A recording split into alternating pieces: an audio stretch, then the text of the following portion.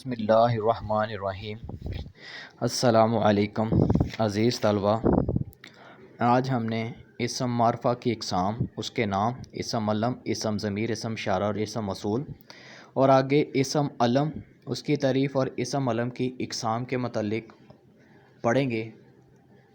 ذرا توجہ کے ساتھ سنیے گا۔ اس کے علاوہ ہمارے دو خطوط بھی ہوں گے جو آپ کو آج پڑھائے جائیں گے۔ اسم علم، علم کے معنی نشانی یا جھنڈے کے ہیں۔ اس علم سے مراد وہ مخصوص نام جو کسی شخص کی پہچان کے لیے اسے دیا جائے، پھر یہ نام اس خاص شخص کی علامت یا نشانی بن جاتا ہے، مثلا قائد اعظم رحمۃ اللہ علیہ، حالی، ابن مریم اور پپو وغیرہ۔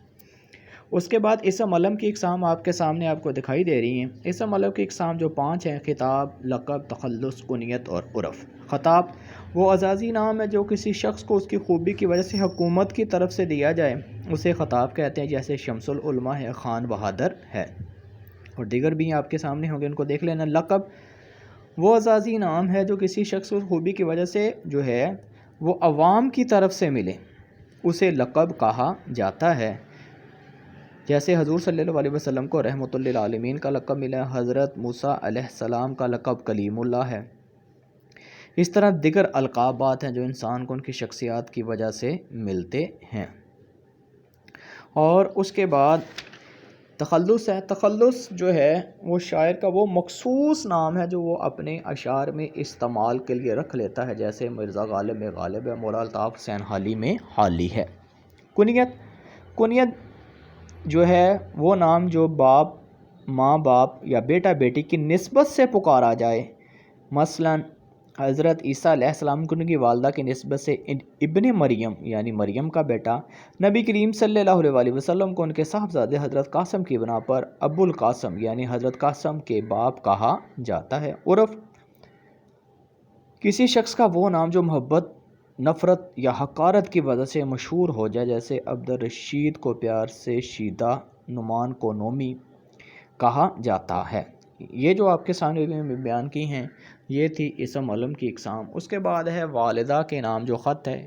خط کا طریقہ آپ کو پہلے بھی بتایا جا چکا ہے، مزید بھی آپ کو دوبارہ پھر بتا دیتے ہیں کہ سب سے پہلے آپ نے پیج کے ساتھ امتحانی مرکز لکھیں گے، پھر متعلقہ تاریخ لکھی جائے گی۔ جس طرح آج کا خط ہے، والدہ کے نام خط ہے اپنی تعلیمی حالت اور صحت کے بارے میں، اور پیج کے درمیان میں آپ لکھیں گے پیاری والدہ یا والدہ محترمہ، علامت ندائیہ، السلام علیکم نیچے والی لائن میں لکھیں تو اس کے ساتھ ہی علامت ندائیہ لگے گی۔ اس کے اندر جو ہے آپ نے بتانا ہے کہ اپنی مصروفیات کے حوالے سے اپنی والدہ کو بتانا ہے، خط لکھنے میں دیر کی وہ بتانا ہے، پھر بتانا ہے کہ میں تیاری کرتا رہا تو اس وجہ سے، اور تیاری کی تو جس کا نتیجہ مجھے یہ ملا کہ میرے نمبر اچھے نمبروں کے ساتھ میں کلاس میں جو ہے وہ پاس ہو گیا ہوں، پہلے نمبر پہ آیا ہوں، یہ بتایا گیا ہے۔ وہ آپ نے اس کو بغور دیکھ لینا اور پڑھ لینا ہے، اور ساتھ ساتھ اپنی والدہ کا شکر ادا کرنا کہ آپ کی دعاؤں سے اللہ نے میری مدد کی اور میں اس مقام پر پہنچا کہ میں کامیاب ہو سکا، یہ بتایا گیا ہے۔ یہ آپ نے بغور اور اچھی طرح سے ان کو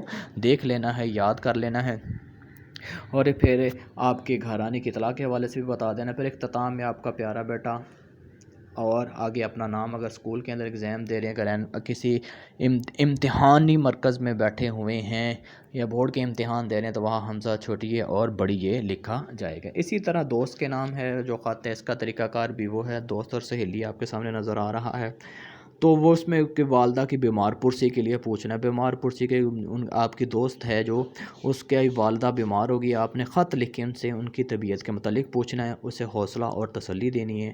تو خط کے آغاز میں بھی اس طرح بتانا ہے کہ مجھے کسی دوست کے ذریعے معلوم ہوا آپ کی والدہ بیمار ہیں، تو مجھے اس چیز کا بہت دکھ ہوا، آپ کو جتنے دکھ اور ہوگی آپ کی والدہ کی وجہ سے اتنی مجھے تو نہیں ہو سکتی، لیکن پھر بھی میں آپ کے دکھ میں شریک ہوں، یہ بتانا ہے، اور ان کو حوصلہ دینا ہے کہ بیماری اللہ تعالیٰ کی طرف سے ہوتی ہے، ایک آزمائش ہوتی ہے، اور اس میں بھی صبر و شکر سے کام لینا چاہیے، اور ان کے لیے دعا کرنی ہے، اور اپنے دوست کو حوصلہ دینا ہے کہ اللہ کی طرف سے یہ ایک آزمائش ہے، آپ نے اس میں ثابت قدم رہنا ہے، اپنی والدہ کی خدمت کرنی ہے، پھر ان کی خدمت میں سلام کرنا، اور اس کا اختتام بھی اسی طرح ہوگا۔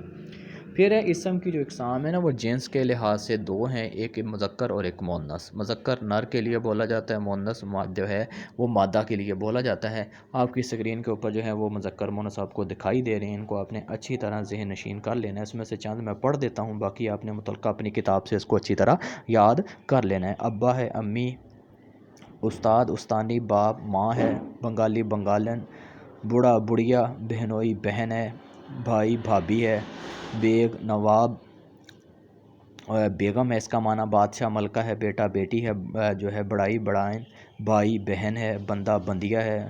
اس طرح دیگر جتنے بھی آپ کے سامنے نظر آ رہے ہیں آپ نے ان کو اچھی طرح ذہن نشین کر لینا ہے۔ امید ہے کہ جو ہم نے آج پڑھا اس کو اچھی طرح آپ کو سمجھ آ چکی ہوگی، اور آپ نے بھرپور انداز کے ساتھ اس کو یاد کرنا ہے تاکہ آپ کے آگے یہ کام آ سکے۔ اللہ حافظ۔